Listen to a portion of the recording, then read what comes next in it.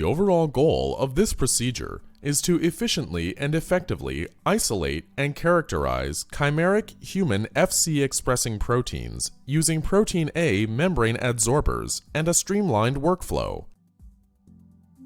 This is accomplished by first clarifying the cell culture supernatant with a 0.22 micron filter. The second step is to assemble the flow system and begin perfusion of the cell culture supernatant through the protein A membrane adsorber.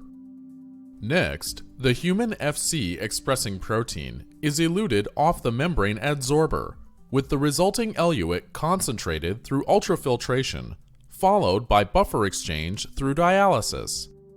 The final steps are to use flow cytometry and Western blotting to determine the quality and quantity of the concentrated protein. Ultimately, protein A membrane adsorbers, along with the streamlined workflow, show a decrease in processing time and potential increase in protein yield compared to traditional affinity chromatography with protein A agarose bead-packed columns. So the main advantage of this technique over existing methods, like column affinity chromatography, is that the membrane absorber allows for potentially higher yield of the protein with lower processing time. The selection of appropriate characterization methods can also lower processing time.